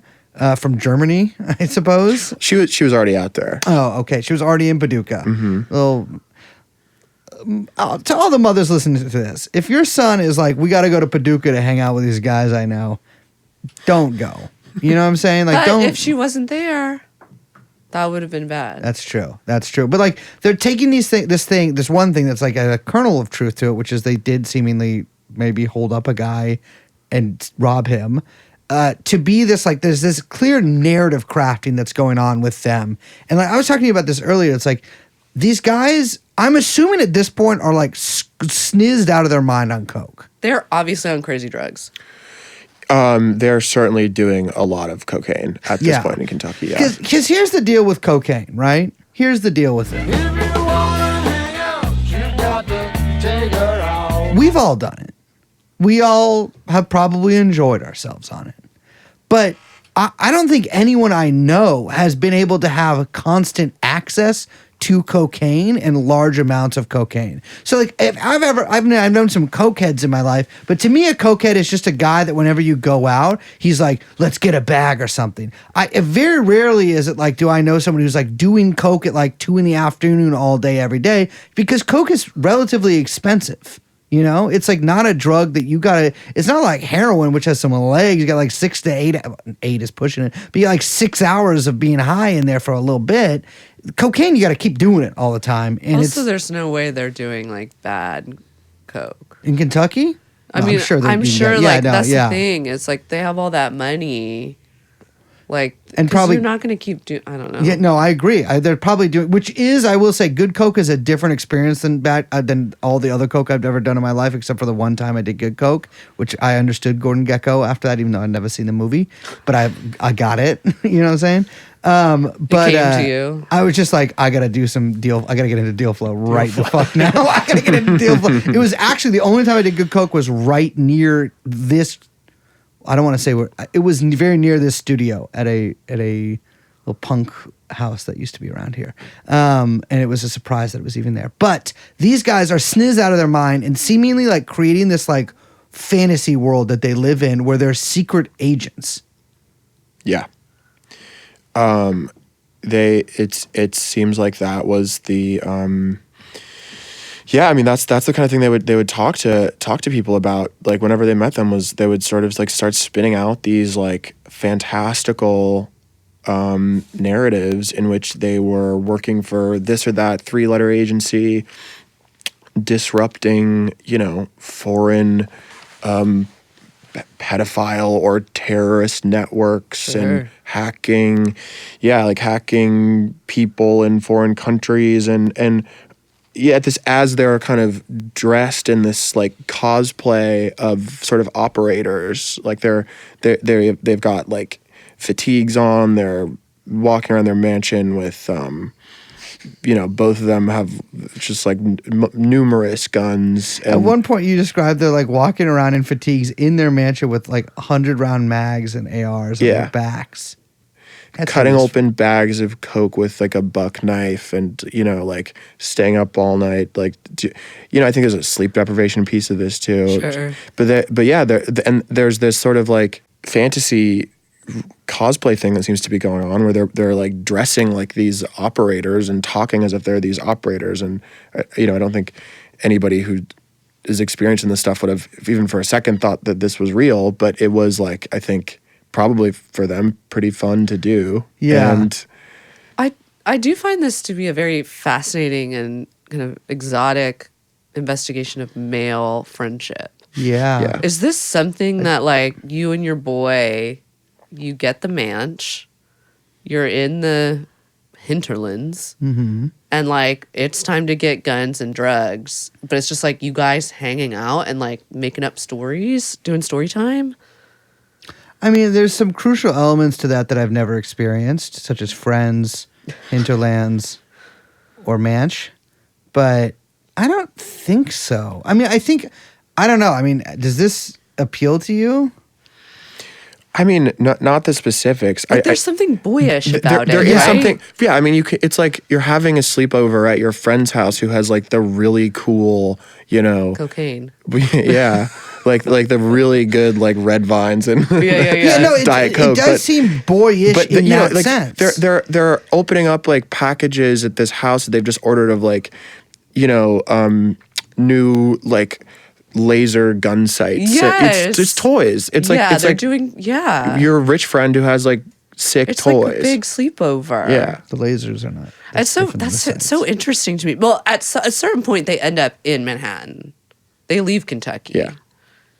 And it gets even crazier. Yeah, they rent it. I will say they rent a manse here in Manhattan on Prince Street. In what is it? Nolita? What is Nolita? Yeah, so it's like Not Lolita? $75K a month. That's On Prince Street. Yeah. It's yeah, I mean it's like right there in the thick of it. Around the corner from Cafe Jeton. It's like a few blocks from Broadway and Soho. It's like, I mean, I used to live a few blocks away. I still live pretty close. It's like that's right next to this like deli. I mean, it's right next to that the people. You know, it's like right next to Prince Street Pizza. It's like really right in the thick of the kind of tourist area of Nolita. And they kind of bounced around between a few different luxury hotels. They were at the Anon, at the Mercer, kind of get kicked out of some of these, and they end up renting this insane. Oh yeah, they're 2 Townhouse. blocks from the Museum of Ice Cream. Dude, I'll be real. I hate walking around there. Yeah, it's a fucking nightmare. It's actually, it makes very me touristy. It makes me feel paddock when I walk around that motherfucker. Yeah. because you can't move. That's how I feel on Canal Street too. yeah, now. yeah. No, Canal I mean, is I've been buying unbearable purses there. On Canal. now. Yeah, sure. You and a selling billion people. Yeah, me and a billion people. We like our Miu Miu bags. Yeah. And I'd be purchasing them there. I mean, this is Goyard suitcases. 75K to live near the Museum of Ice Cream is tough for me to swallow. But that's because you're lactose intolerant. Exactly. That's precisely because I haven't drank enough rock or kefir milk yet. But yeah, and so these guys are kind of transform it into a party pad, and they're still like they don't have a business, right? They're just like here on business, but they like move to New York. It seems like just to party more. They would talk to people about doing business in a general sense. What does that mean? Like, no, like they don't would- have a Deal flow. business. It's deal flow. Deal Deal flow. flow. Yeah. And that's why you're not going to make it. You don't understand. I am. You're right. Actually, if I was allowed access to cocaine again, 11 years sober tonight. Tonight? Well, at midnight. Tomorrow, I guess, is another way to say that. But if I was allowed access to cocaine right now, this podcast would be 5x Rogan. I don't think that's We'd be true. 5. That's we'd be exactly 10. what You're right. I don't someone think that's who true wants either. to do a lot of cocaine I don't would think that's say. true. I don't think that's true either. It'd be 10x Rogan. Okay, It'd here be we go. 10x Rogan. It'd be 10x. Rogan Candace. So when we say that everything gets crazy in New York when they move here, I mean, it really does. The little details in this portion of the story are almost like too much for me. I'm going to just start here. Teferi and Guest, Duplessis and Waltz relied on their new assistant, Morgan O'Connor, I love this guy. a well-connected club rat and former model known for his striking look. White with waist-length dreadlocks. I will say this right now. Google Morgan O'Connor right now. First of all, what are we doing here? He looks like he looks like someone I'm like trying to remember who, but he like looks like a character in a movie to me. Looks like Battlefield Earth. Yeah, a little bit, yeah. So they get him and another guy, Charlie Zakor, who is like on a Bravo reality show. Yeah, I that was like one of the first things I heard about this, like after the news broke, because Yeah. he was like wrapped up in this. What show? He was like on a Real Housewives spin-off show? It's this new Bravo show called Next Gen that is sort of like an attempt to create a new Real Housewives-esque show That's just not starring gonna happen. 20-somethings in New York. Yeah. That's Some not of- going to happen. Some They're of them too, like, are TikToks. the kids of Yeah. Real Housewives. Sure. Some of them are not. But they're I don't know. But he's on the new season. It was filmed before all this was filmed last year. But he's him and Morgan kind of grew up together as these like, they both dated Lindsay Lohan when they were Sure. younger. They were Right. kind of on the Gossip Girl type New York City private high school clubbing circuit. Love it. Morgan's also really tapped in, and he also grew up in Palm Beach, so he kind of knows all of the sort of the Palm Beach set of people. I mean, Peter Brandt's also back and forth between Sure. Palm Beach and New York. But yeah, I mean, these are just sort of like, these are club kids. Yeah. And Will and John, like, they have this money and they have this like drive to party, but they don't actually know how to do that really, or like they don't have the connections. Yeah, they like I feel like this happens. They were just bros, like doing like fantasy cosplay in their manch in Kentucky, and now they're in Nolita, and they got to hire club rats to bring them girls. In their defense, and we kind of skipped over this part. We don't have to go back, but Duplessis also dated Caroline Biden Yeah. when he was prior in LA. So he's he's done a little bit of partying himself, but they're like, I feel like rich people do this stuff where they like basically buy a connection, right? Like it's like getting a fixer when you're in Kosovo or whatever. So they have like a party fixer for them. Yeah. And they're like, Yeah. I want you to take us to all the hottest clubs, get all the hottest girls, and like make sure that we're partying every fucking night. Are they paying these guys? I don't know that it was like explicitly like a. Yeah, Yeah, like I mean, a- yeah, I think so. I think Yeah. in certain ways, at certain times, I don't know the specifics. But yeah, I mean, I think it was essentially, it was like you said, it was a straightforward business arrangement of like, we want to have tables at clubs and we want hot girls there and and you guys can provide that. And it was like pretty straightforward. Yeah, I mean, it's like you say, it's like fixer for this world they're just not in. Like they're just not. You know, it's not like it's, I think, especially hard to gain access to buying sections at clubs if you can afford it. But Yeah. like, Yeah, you know, yeah. these guys know which clubs, they know who to invite. They can kind of just do it all for them. It's like plug and play. They can fill the table. Yeah. Now, this is tale as old as time. I mean, it's not, like you're saying, it's not like that crazy. But usually when that happens, it's like, oh, maybe they go running around to the clubs. They see, like, who are the girls we know, blah, da, da, da, da. Oh, like, you know, her and her friend. I know them from way back, whatever. Like, kind of make a call out.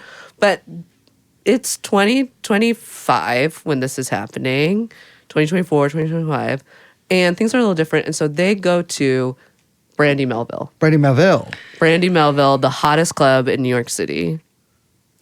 Yeah. So more or less, I mean, so Charlie knows a sort of social scene of women in their late teens, early 20s, a number of whom work or used to work at Brandy Melville, and brings them around to these parties, basically. Yeah. I want to say this is one of my favorite lines I think I've ever even read in a magazine piece. Not to suck your dick or nothing, but you didn't say it. Sometimes he'd drop by the store just to hang out. This is about Charlie, leading one young employee to ask herself, "What's an unk doing at Brandy? That's what they say when I walk in. What's an unk doing at Brandy?" It's a great question. So I so understand. good. Listen, I understand that Charlie Zakora is not indicted here, but I would rather be facing life in prison for kidnapping than to read in the pages That they of consider New you York as an Magazine that a girl at this Brandy Melville that I've been hanging out with referred to me as unk to a reporter. Not just unk, ununk, which is worse. What's an unk? What's this? You're not even unk to her. Poison at You're not even Brandy? unk to her. You're not even just, her unk. You're just an You're unk. just an unk of many unks. You're just an unk in the door, out the door unk. It's tough. I mean, these guys don't even seem that old. yeah, I think Charlie's Well, they're 30. very young at Brandy. Oh, he's 30? Mm-hmm. Okay, that makes me feel a little better. Yeah, they're very young at Brandy. Brandy Melville is a listen, obviously we're sponsored by them. I had to do Brandy every single day. But it has completely passed me by. Like, I don't even know what I guess I was a little surprised that models all worked there. I thought they had jobs modeling. I mean, I think it's like what we were saying. It's the new American Apparel. Yeah. Yeah, that's true. And They some just hire a beautiful hot women girl. worked at the San Francisco American Apparel. I'll say that. And my boy's brother robbed that motherfucker. he did. I mean, sorry, he did. Not just that one. Okay, so tell us about these parties they're throwing. Yeah, I mean, they're throwing very regularly, having these crazy after parties at this crib, which they've sort of turned into a club. They have like you know, security on staff, some of whom are off duty NYPD, some of whom are on Eric Adams' security detail. Yeah. Speaking of unks. Yeah, seriously. And yeah, they're just like, you know, some people I talked to describe the parties as like kind of awkward. Like there were like just like a lot of girls there and like a couple guys, and you know, it's like a lot of people there. It's not exactly, you know, this isn't like necessarily a super tight social scene. These are people that have sort of been brought there by these club promoters, basically. Yeah. It's like how I met the Killers. Will's often DJing his own parties. Great. John sort of tends to often sort of keeps to himself. I mean, he'll sort of go up in his room, like just put on dubstep by himself, Oh, no. chain smoke. Look cigarettes, at his swords, yeah. I imagine. But they're going on until the early morning, and there's elements of it that, like, there's a sort of blurred line around like what is and is not sort of prostitution happening here. Yeah. Like there are straightforwardly escorts there, but there's also sort of young women who are not escorts are being sort of given money sometimes. Women who sleep with Will are given bags and shoes. But it's all very it's kind of ambiguous, like what really the deal is. And then you just get a lot of like him and John talking to people about their kind of crazy work in this CIA and NSA and all this stuff. So like some 19-year-old Brandy Melville employee who hadn't eaten besides overnight oats in like 3 days, sitting there snizzed to the gills at 7 a.m., 2 blocks from the Museum of Ice Cream, and this just like 36-year-old unk is sitting here being like, I knew that I was in the CIA by the time I was 12, and they had just shown me the signs, and they had done all of the experiments on me, and that is why, like, I'm here. I'm going to protect you. I'm going to protect you. I'm going to protect you. Like, just like rapping at her like that. more or less. Damn, dude. These sound like I will be honest, it sounds like nightmare parties at these places. But there is I think like I don't want to even underplay like the Brandy girls are there a lot, it seems like. And there is a new guest at the villa at a certain point in this, which is the Italian whose full name is Michael Valentino Teofrasto Carteron. Yeah. Okay, so Michael was, he had known Will and John through crypto, and they, at a certain point, had invited him to come hang out with them, and it was part of this, like, kind of broader thing where they were, like, going to help him become, like, toughened up. Like they were like, you're going to be like, he had been sort of concerned, I think, that he had a sort of business dispute with somebody that had gone bad, and he was like getting freaked out. He's like, wanted to sort of see himself as like, getting tougher. So they were going to like, okay, they're kind of going to like make him more macho by basically,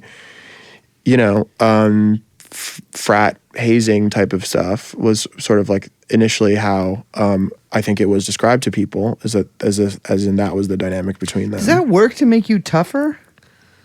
I don't know. Again, this seems like a very interesting slice of the male mind. Like two guys being like, we can make you fucking like a sick bro. We can make you. I guess I do see the logic where I'm like, if we just like they're beat doing the a makeover fuck out of you project all the time and humiliate you, you'll come out of that somewhat inured to those things occurring to you in the future. I mean, that's the logic of hazing or whatever. But it's like Calderon himself being like, you're right. Yeah. It's also an interesting look at male friendship. Yeah, exactly. Well, because you want to be, I mean, I don't know if I've ever experienced a dynamic even adjacent to this one, but like I get it's Fight Club to me. You know what I mean? Like a lot of this really reminded me of like these guys were doing the Fight Club house program on just this other guy, just one guy. Mm-hmm. Well, so there's sort of like two narratives that emerge now about what exactly was going on with Carteron, and just to describe what they both are. And, this more or less has to do with like what, at this point, the prosecution and defense are going to say about this case. But like the sort of one way of looking at it is that he was there basically, again, like for this sort of hazing thing where they were going to toughen him up, and it was this sort of thing between friends. But the version that he, and he was willingly going along with that, sort of consensually being hazed and made to wear onesies and like put in a cage at parties and crazy outfits, like dresses, all this stuff. The other version is that he's putting up with that, and this is what he would later sort of say to prosecutors, was because prior to coming over there, John and Will had taken millions of dollars of crypto from him, and he was sort of going along with this stuff under duress. So yeah, I mean, those are kind of like the two ways of looking at what was happening to him. But as far as anyone who's like at these parties could tell, he seemed to be loving it, or at least like going along with it. So you talked to people who like were at these parties with him. Yeah. And they were like, Carturan, whatever, name is subjective, you can pronounce it any way you like, was like, he was having a good time. Yeah, he was wearing the motherfucking onesie. He was in the cage, but like he liked it. And he seemed like I talked to somebody who was like, one of the Brandy girls was like, and a number of people were initially kind of weirded out at how intensely this guy was being sort of hazed. But, she asked him and why he puts up with it. And he was like, I like it. It makes me stronger. So. Does he strike you? You say, I'm trying to be delicate here. Does he strike you as like a simple? No, I think he's, I mean, maybe, I don't know. I haven't talked to him. Yeah. I've seen videos of him. I don't think he's like, no, I think he is like maybe relatively young and innocent. I mean, he's 28, he's younger than these guys, but I don't think he's like he was, I think he was somebody who spent a lot of time on the computer, maybe, and like but not necessarily like somebody with some sort of like mental problem or anything like that. Not simple in that sense. I think but I think he may have been sheltered. So like, I mean, it's just, I asked that because I could like, I could see somebody sort of like tolerating some of this in like a few different ways, right? Like, like there's like sort of the classic dynamic of like people sort of bullying someone without them knowing it, right? Like thinking that they're their friend, but you're like, everyone's actually just mocking you, or this. You see this in like movies and stuff like that. So, like, what you do to me? Like what I do to Liz, of course. But like, or that movie. What was it? What was the movie where they pushed like the little mean fat kid off the boat and kill him? You know what I'm talking about? It was like that one. But like, like everyone's like doesn't like you, but like you don't know that because, you're just so excited to be around people or whatever. I don't, that wasn't the impression that people had of what was going on. It didn't seem like this guy was like necessarily like the target of cruel mockery. It wasn't people's perception of it. They thought of it as like, it was this sort of good-natured thing. Again, like the description that kept coming up from people I was talking to was just like a pledge being hazed at a frat. Yeah. Where it's like, which everyone always famously knows is very good-natured. Yeah, it's really good for and people. Not traumatic. I mean, I'll read a quick section that I think describes how people saw it. So a 19-year-old Brandy employee asked Carteron why he was doing all of this. It makes me stronger, he told her. Besides, the residents of 38 Prince showed at least some concern for Carteron's well-being. One night, the group was horsing around with a whip from a sex store. Quote, I accidentally hit Michael too hard with it to the point where he audibly said, like, ow, ow, the Brandy employee said. Everyone in the room stopped and was like, hold on, that's not funny. She apologized to Carteron and, quote, 5 minutes later, we were all dancing and, like, having fun again. It just seemed cheerful and lighthearted. So I think... I think that as like bizarre as that might sort of appear, in the moment, everyone just thought of it as this like playful thing, even if they also were kind of weirded out by how this one guy always seemed to be on the receiving end of this treatment. I mean, you kind of go on to mention in the article like there's all these orgies that he's participating in. Yeah, I mean he's doing a lot of drugs and having a lot of sex. I mean, that's the thing, is they're giving him a lot of drugs. Like a lot of drugs. And I'm assuming this guy in a small town in Italy who's been on the computer a lot has probably not been like doing fucking whatever 2C at till 5 in the morning, or not 5 in the morning, probably 9 in the morning every day. And it's so there's, I mean, again, like you're talking about the divergent narratives here. Like one is like when this first came out, it seemed like this guy had been like chained up there. Yeah. You know what I'm saying? Like he'd been in the closet and like he busted out. That was one of the most interesting things for me in reporting on this, was like realizing how inaccurate. That initial idea that I think everyone had of this was. Well, it makes sense because the guy's running out of the house. Yeah. You assume like, well, if you're running out of the house, that means you probably could not. You're just, I gotta get out of there. Right. And instead he was, as far as anyone can tell, not chained up, did leave the house a number of times, went to clubs with them, went to dinner with them. You know, that's going to be, I think, like a large part of what this trial is going to be about, is like, how is this a kidnapping when this person wasn't physically restrained? I mean, I think there is kind of, honestly, like a little bit of something to that, right? Like, I mean, I'm not saying that like they're not doing crimes here, but like the kidnapping thing, I'm like, I don't know. It's, and you obviously don't have to comment on this. You're a journalist, but like, it's a little different than other kidnap. It's like almost like a psychological kidnapping. Yeah, I mean that's you know what I mean? that's like the kind of the case the prosecutors are making, is that he was afraid. Yeah. And that you know, I'm not a lawyer. I don't kind of understand like the finer points of the statute, but that counts as somebody can be restrained by fear if they have a reason to be. Whereas the defense is going to say, well, like that's ridiculous. He certainly wasn't kidnapped. They were hazing him. It was like they were messing around, and then you know. But how do we get from, you know, Brandy model seeing him, you know, sort of like, maybe it's a little weird, but we swear he's having a good time at the manse, at the parties, to him running down Prince Street trying to flag down a cop because he said he's being kidnapped? Yeah. So what sort of happens over? So he's there from April until he runs out of the house on the early morning of May 23rd. So it's about 2 months.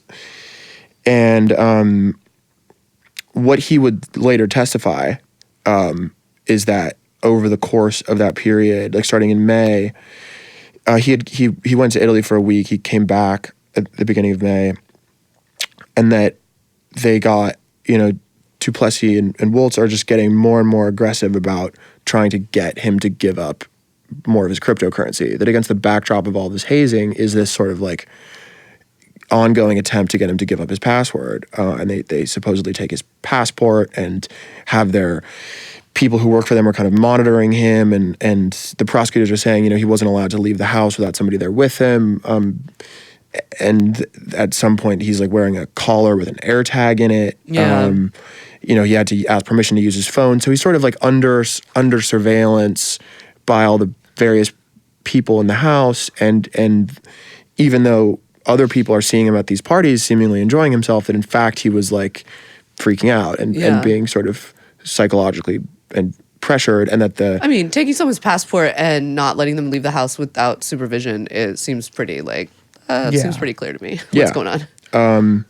You know, and again, like there's a number of videos, some of which have been public, some of which are not, but that taken that month. I mean, there's, and it's like you're seeing the kind of hazing at a new level. Like there's a cattle prod involved in one video.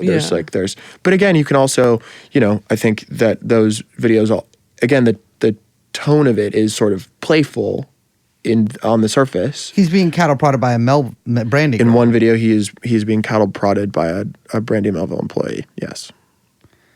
I mean, that's what I'm saying. So wearing a t-shirt, tank top. Everyone in the video is wearing a tank top with his face smoking crack on it. Again, there's this like undercurrent of like nonstop. The drug use is just kind of reaching a new level. I mean, they're cooking crack in an air fryer. Damn. In an air fryer? Mm-hmm. Damn. I made that shit on the stove. Bad, too. I made it real with penny shavings in it. But it's like that's like it. And then like because there was one of the initial details too we heard is that they took a chunk out of him with a chainsaw. Now, is that true? So this came up at a recent bail hearing where the judge was sort of describing a photograph that he was shown by the prosecutors of a chainsaw being held to Carter on just up to his leg, I believe. And the judge was like, to paraphrase, I forget the exact quote, but he was like, all right, hold on. You're telling me like they actually used this on him? I mean, the judge was asking the prosecutor, have you ever used a chainsaw before? Like that's a regular sized chainsaw blade. That's not something, you know, this guy that would have like destroyed his leg. And they were like, well, they just like, and again, I'm paraphrasing what the prosecutors were saying, but they were just saying like, well, first of all, they only used it on him very lightly, and they cauterized the wound with the flame. That's what they said. And yeah, I mean, the judge seemed frankly skeptical of that. But that's the story that the prosecutors are going with. And these guys, like, meanwhile, are walking through, because they were doing this shit in Kentucky where they're like dressed like operators. How about the CIA and all this stuff? And they're still doing that. Like Duplessis and Waltz are like still wearing night vision in the house. They've got the piece, they're walking around. Yeah, I mean, they're wearing bulletproof. They're wearing all this stuff like in the house. They're wearing some of it at clubs. It's like part of the kind of costume of it all. Like they're like special operators. And like part of their manifesto that was kind of we mentioned earlier is that like they're like we're gonna rob the criminals. We're gonna do like a bit of a Robin Hood thing. We're gonna get the criminals. And like in their head, Carteran is like a criminal here. And so they're basically like they're doing this weird half-assed thing, it seems like, where they're like, we are like torturing this guy, but we're like torturing him as like a part of our partying. It's like that's sort of what it seems like to me. Like they are. I mean, listen, you lock me in a cage around a bunch of beautiful models. That is torture for me because I can't get out and talk to them. But for real, like it is like it does seem like they're like, all right, we're doing our plan, but we also need to do as much coke and party as much as possible. So we're like going to take the guy we're doing the plan to out with us. So, well, what the prosecutors are saying, I guess what they're saying, Carter, on side of the story is that the drugs and the sex was like all kind of part of the pressure campaign. Like the drugs were kind of keeping him off balance, keeping him like delirious as they're kind of pressuring him to give up his password. And then what the defense is saying is like, well, that's ridiculous. Like you can see in these videos of him, having sex, he's clearly having a good time. Like this was just boys being boys partying. Yeah, it's a classic defense of many things. And yeah, I mean, that's what the trial's a lot of it's gonna be about, I think. But like I think a piece of evidence that the government has that they're going to use to kind of shape it in this particular way is like this, like you mentioned this manifesto, or there's a handful of documents that investigators found. One of which is this manifesto where they sort of lay out this, like you said, this sort of plan to in their words, hijack the hijackers to like take money from people that they are describing as foreign terrorists. I mean, the gist of the manifesto is that they had this plan to target foreign crypto holders and, take their crypto in order to sort of disrupt these, like in their words, like sort of networks of criminals like undermining America. So that's one thing that kind of the government is going to use to frame what they were doing to Carteron as part of this sort of larger attempt at robbery.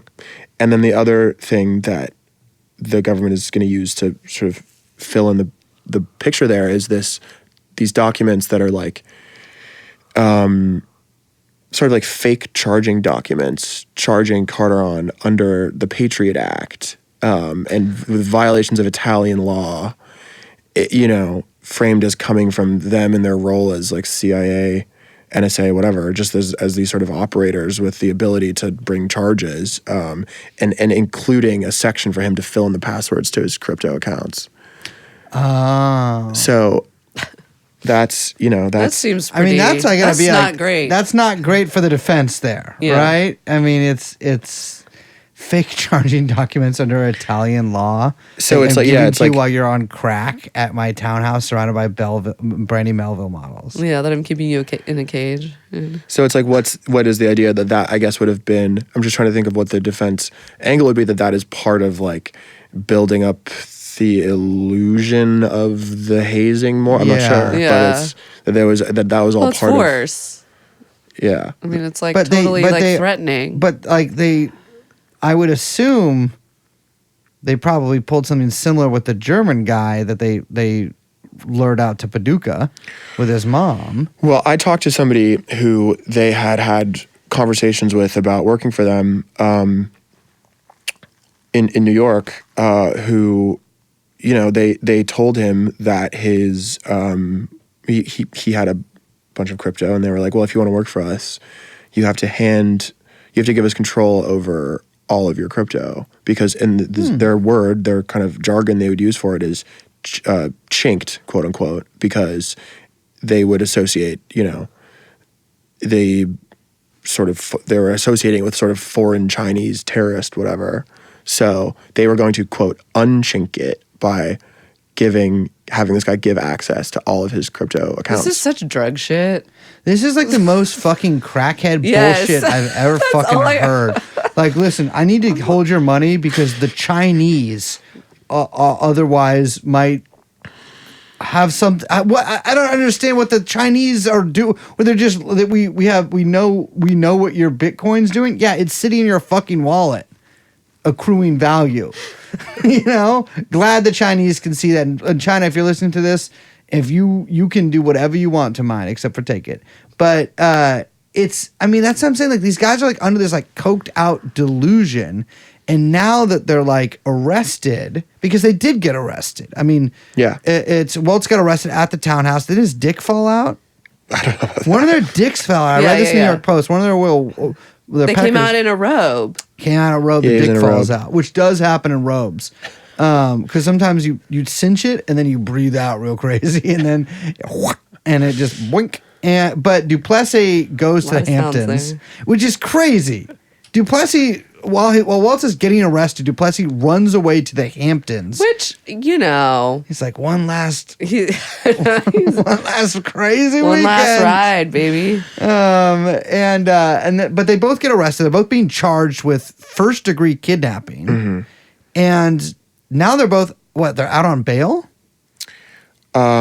They are, so Waltz is out. They've both been granted bail. It's a really expensive bail package.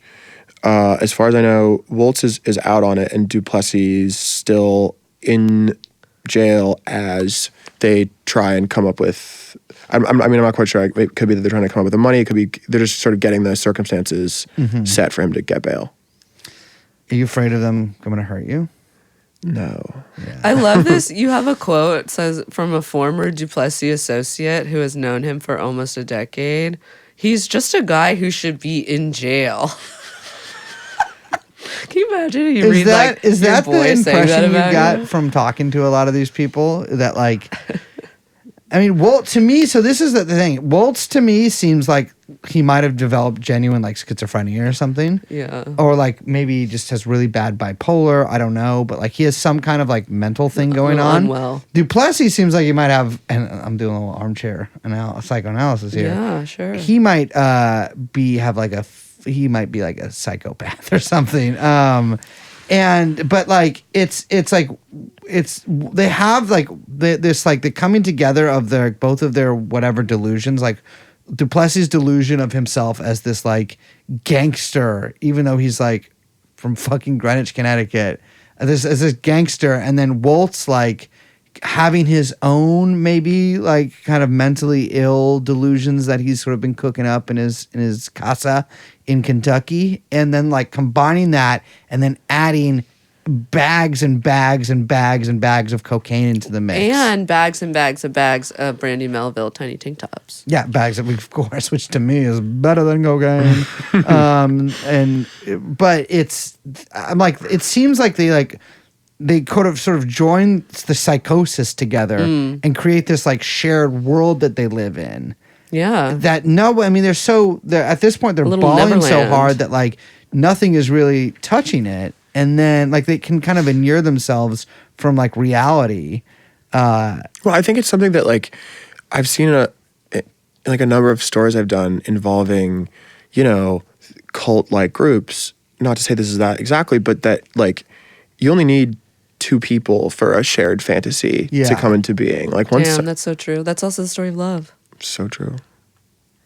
And maybe that's what this is in the end too, a love story. But it's like when I read like the Cult at Sarah Lawrence thing that you did, I was just like, if I was there, I wouldn't have gone down like that. You know what I'm You saying? say that about everything, though. But it's true.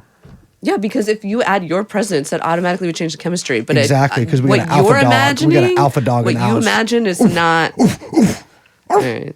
Yeah, But that's it's better. But that's really- another one More with like a heavy little presence terrier. of stimulants also. Exactly. I Well, think there's that too. it's we're learning the Zizians as well. But like Yeah. we're like it's to me it's like I think that is really I mean you talk about like a lot of this being so New York, like of a certain kind of New York thing that's going down, a world that unfortunately I will live in eventually when the show gets a little bigger. I will be part of this. I promise you guys I'm coming and I will save you, You are beautiful. coming to Prince I'm Street. coming to Brandy Melville and I will save all of you. It will not have no one will You rescuing girls from Brandy me Melville. coming into the place of Prince Street. Everybody on the ground except for the women. You're leaving with me. The modern taxi driver. We're gonna go. We're getting you fucking matcha. We're going to Blank Street. We're getting you matcha. La Boo Boo. We're getting you a little boo boos. We're getting fucking. I'm going I in can't there. stop saying le boo boo. Le boo boo. Man, I told you I was actually in a Le fucking. boo boo. I was in a store by your house, a little corner store by your house recently, and there was a lady to explain to her friends how they were satanic. She was like, "Don't fucking go near those la boo boos." Because they are. I love that. I guess That's that is some a TikTok real shit. thing. It is like a TikTok thing. I love TikTok And I shit. asked her about it because her friend was like, "What are you talking about?" I'm like, Sure. but she was like, "No, they really have." Are they Satan like in them." witch dolls? No, it's something to do with the Exorcist movie, With the actual movie? with the demon from the movie The Exorcist. Does it look like a le boo boo? I don't know. I couldn't. Someone else sort of explained it to me halfway too. That's but interesting. no one could really remember. Le boo But boo. like, it's to me, it's like the one thing. Yes, it has all this like New York shit in it. But like the one through line through one of the through lines, actually not the one, but one of the through lines through a lot of your stories, but just a lot of stories that you encounter in this world are these people like creating their own reality, and like. It may be being weird and just you and your friend and being, maybe you get it on a little bit of other people, but like it eventually like all coming crashing down when you like that reality comes like, up against somebody else and like it annihilates them or tries to annihilate them. Yeah, and what's interesting about this one is like, given the resources at their disposal, they could sort of manifest a fantasy into reality, kind of like with. I mean, they could just like make it happen. I mean, they could just like fill a mansion with guns and like, Brandy Melville employees. They could just like snap their fingers and suddenly all this stuff is in front of them. Private jets, like all of it, in a way that's like, obviously a lot of rich people live in a crazy way, but like this, for the degree of kind of what we're talking about as far as like this shared fantasy, the ability they had to actualize it is pretty remarkable. Yeah. I mean, I think like a lot of, I don't want to be like this guy, whatever, but like a lot of like social media privilege is delusion. And I think like really encourages it in people. And you see this in small ways and big ways a lot. Like, and whether it's political or social or whatever about the way you look or any, whatever. I think it's like, it grows and it can really fucking most people don't have the resources to do anything about it. So maybe you can like live out your little fantasy life online or like, whatever.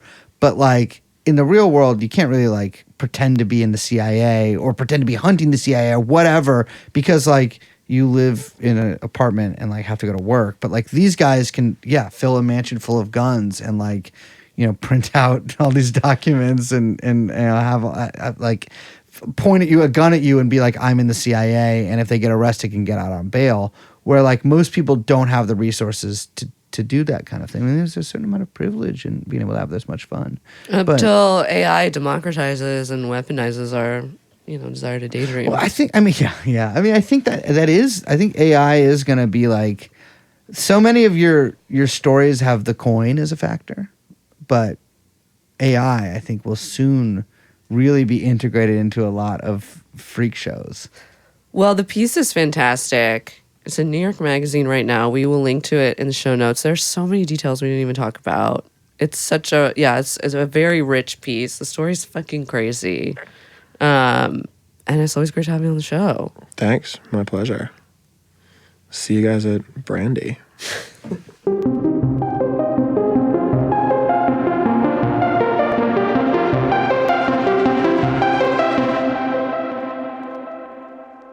right. Well, No, I have to complain about something first. really? Yeah, I think when I actually We knocked were the shelf over done. earlier, I think when I knocked the shelf over. Did you break your little thing? It's not a little thing. I mean, it is actually literally. No, a little, literally, you're holding it a is tiny- literally a miniature gun. Yeah, you I got a broke little my tiny gun. miniature gold-plated AK. I bought for the What studio. did you do? I dropped it. Oh my god, I'm so sick. Can you hear it? Dude, why are you here then? Because I have to work. Do you know? I want this on record, on fucking record. Is what you have, can it come to me? No. I make eye contact. No, it can't. Rincon told me this once. And he had COVID. Do you think that I am, first of all, do you think that I am Rincon? No, but I'm saying that destroyed my trust in everything. Well, it's not COVID. That shattered my foundation. I know it's not COVID, but if you, ladies and gentlemen, because I'm coming in sick next time if that happens too. I am sick right now. I got something really wrong with It's a me. sick podcast. It's new COVID. With that being said, I am. Ooh, is it weird when I do it first? No, I'm Brace. I'm Liz. I'm producer Young Chomsky. And this has been TrueAnon. We'll see you next time. Bye-bye. Jeffrey Epstein. Jeffrey Epstein. Jeffrey Epstein.